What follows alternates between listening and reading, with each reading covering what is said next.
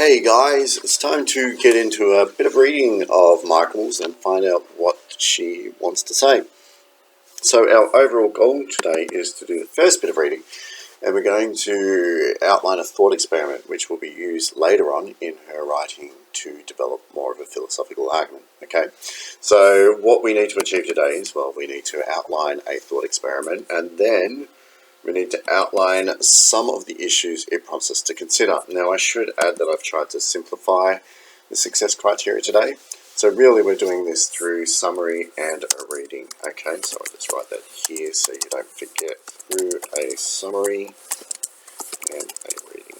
Okay, so we are building prior knowledge like we usually do.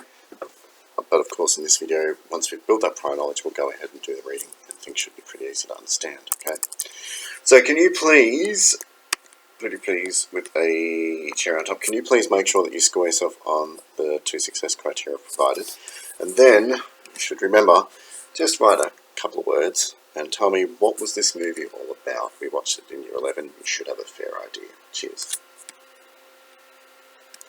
Okay, so Get Out, where we're taking brains out of white people and putting them in black people's bodies.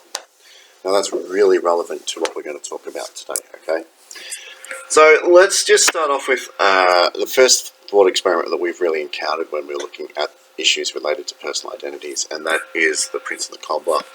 Now remember, it was pretty easy for Locke to conclude that if you could transfer consciousness and the memories that the consciousness had from the Prince to the Cobbler, well, then pretty much you'd be able to transfer the person, or the self, right? And that was a thought experiment that allowed him to conclude that really the self is in the consciousness and the continuity of memories that that consciousness has, okay? Now, in the new experiment, instead of looking at a transfer of psychological continuity or a transfer of consciousness, what we're really looking at is what happens when we take a brain out and we put it in another person's body, okay? Just like in the situation of Get Out. Can you quickly write a note? Okay, and this situation is really used to critique the traditional Lockean notion of the self having nothing to do with the body, okay? Now, let's make one thing really clear. Micheals doesn't say that the body is it. The body is it completely. But I think she's using this thought experiment to start developing an argument that suggests perhaps the body does play a role in defining who we are, or in our personal identity and understanding who we are, okay? So, take some notes. In this thought experiment, what we need to consider is that you and a friend have been in an accident, a pretty bad accident. In fact, you and a friend have been in such a weird accident that your friend, in this case we've got Ross from Friends, has been rolled over by a steamroller. And it's so bad that the only thing that somehow survived and was viable was the brain of your friend, okay? So the brain's okay, but upon witnessing this accident, all of a sudden you have a stroke and your brain is dead. I mean, your body's still being kept alive by some of the things the brain can do, but overall, the brain is dead.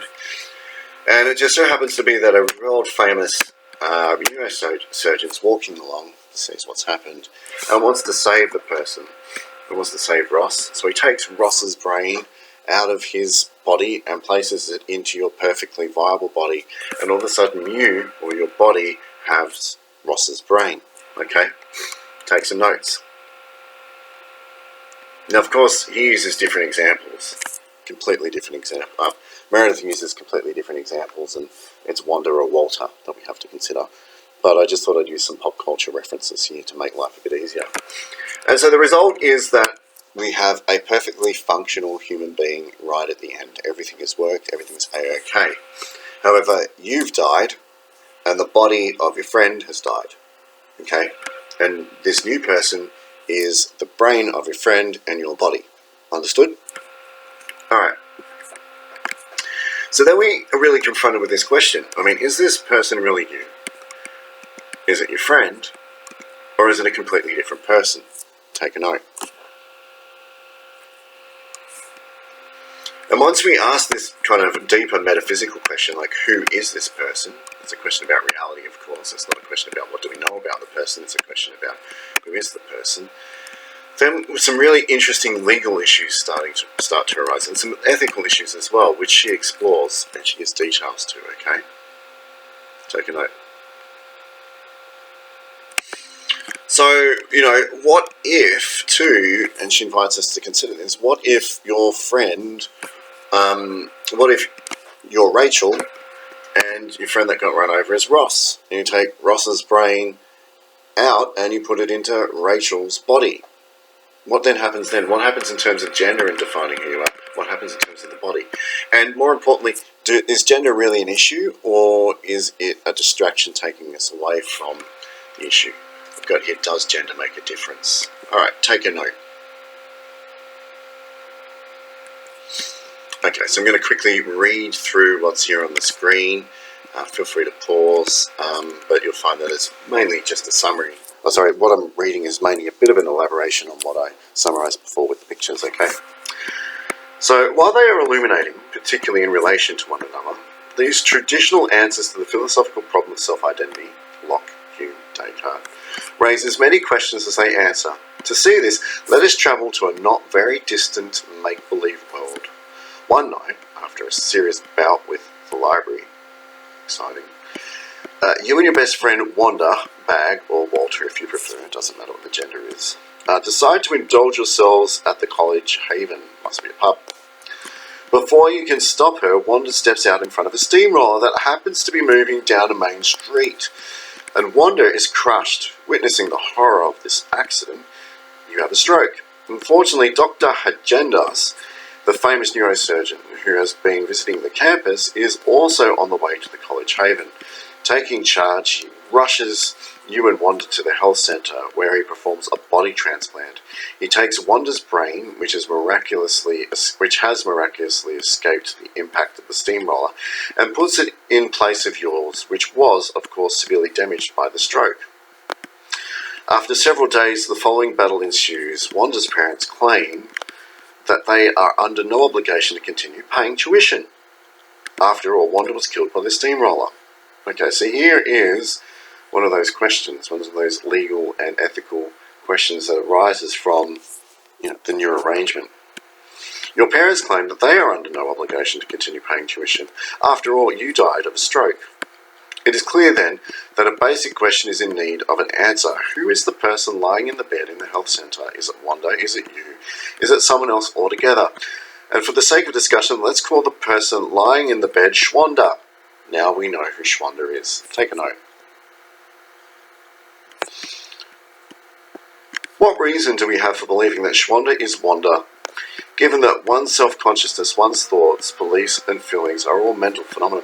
We might naturally conclude that a person goes wherever their brain goes, on the assumption that our mental characteristics are more likely located in the brain than in, say, our smaller left toe. Schwanda will remember having set off for the college haven with you. She will remember receiving the college acceptance letter addressed Dear Wanda, and we are happy to inform you that. She'll remember being hugged by Wanda's mother on the afternoon of her first day at school. That is, Schwanda will believe that she is Wanda. Okay, that's pretty important to consider. I didn't include the extra bit about gender because I thought that it touches on what we call a circularity argument, and we might want to just cover that next.